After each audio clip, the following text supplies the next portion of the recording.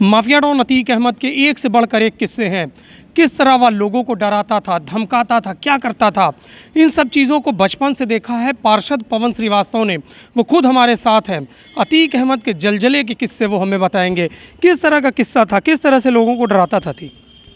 वर्ष 1986 में हिम्मतगंज में अतीक अहमद ने अपने जीवन का दूसरा मर्डर किया और एक कार से एक व्यक्ति और उसका भांजा दोनों लौट रहे थे और इन्होंने उसको गोली मारा और उसको गले में लगी गोली। फिर भांजे ने गंदगी कर दी थी तो उसको बगल में उठाकर पीछे करके उसके बाद 5-6 गोली उसको मारा, पर गवाह के अभाव में उसमें कोई सज़ा उनको नहीं हो पाई।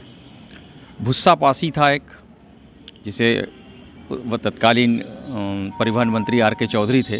उनका बयान आया था उसमें कि ज़मीन निगल गई कि आकाश खा गया, ऐसा करके बयान दिया था। उसकी लाश तक नहीं मिली।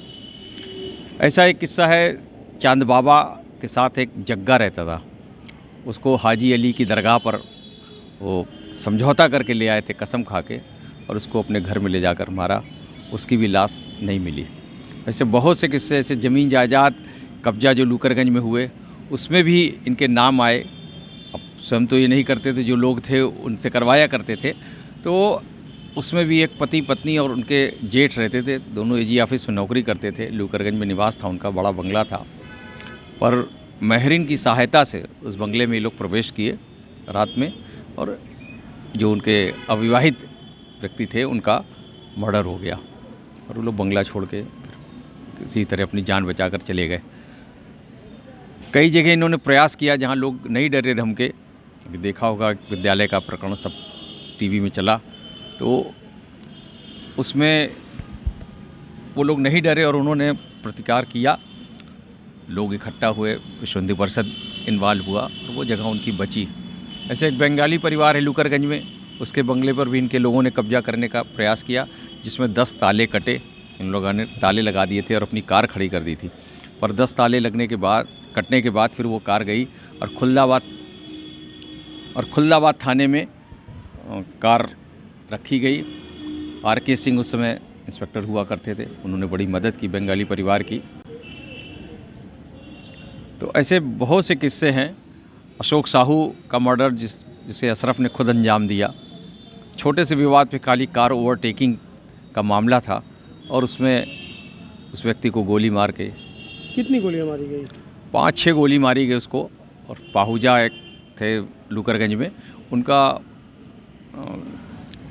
मारुति का वर्कशॉप था और उन्हीं के वाइफ को डिलीवरी हुई थी, उन्हें देखने गया था वो। लौटते समय इन लोगों का कार ओवरटेक को लेके विवाद हुआ और बाद में उसको 1-2 घंटे बाद उसको मौत के घाट उतार दिया और ख़ुद मिर्ज़ा मुराद थाने में बंद हुए रात को। वहाँ के बंद कैदी जो पहले से बंद थे, उन्होंने गवाही दिया कि ये रात को 2 बजे आए हैं, और जबकि उस समय के एसओ महोदय ने उन्हें शाम को ही एंट्री दिखा दिया था।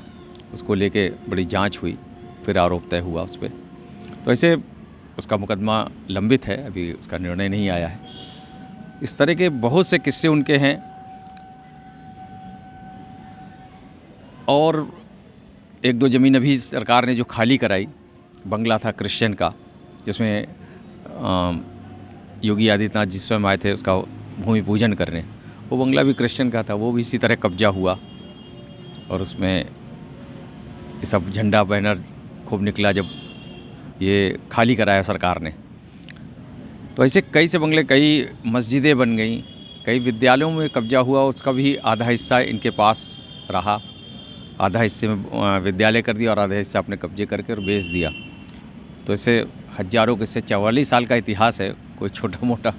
बहुत बड़े बड़े, अब तो बड़े बड़े खुलासे हो रहे हैं कि ISI से संबंध थे, अलकायदा संबंध थे, तो सब उसी की आड़ में पुष्पित पल्लवित हो रहा था। कहा जा रहा है कि हवाला से भी पैसा इनका आदान प्रदान होता था। किस तरह से, क्या आपने सुना है इसके बारे में? देखिए, जब व्यक्ति अपराध की दुनिया में जाता है और अपराध करने का उसका झिझक खुल जाता है तो कितना नीचे जाएगा इसकी कोई कल्पना नहीं है। जब ISI से संबंध, अलकायदा से संबंध सरकार बता रही है, एजेंसियां बता रही हैं भारत की, तो निश्चित ही हवाला का भी पैसा आता था। और इतना बड़ा साम्राज्य खड़ा करने के लिए पैसे की आवश्यकता है और कोई मेहनत का पैसा नहीं लगाता कहीं। इसी तरह के लूट के पैसा लगाया जाता है, उसी लूट का पैसा, उसी हवाला का पैसा यहाँ के और भी माफिया और बिल्डर पुष्पित पल्लवित जो हुए, जिनके नाम आज आ रहे हैं, उनकी भी इन्वॉल्वमेंट है और उन्होंने भी उस पैसे का उपयोग किया है। बहुत बहुत धन्यवाद बातचीत के लिए। तो ये थे पवन श्रीवास्तव जो बता रहे थे कि अतीक अहमद का काला साम्राज्य किस तरह से बना, किस तरह वह कब्जा करता था लोगों की ज़मीनों पर, किस तरह से वह जगह जगह पर अपने प्रभुत्व का इस्तेमाल करता था और इसके साथ ही वह पैसों से मालामाल होता चला गया।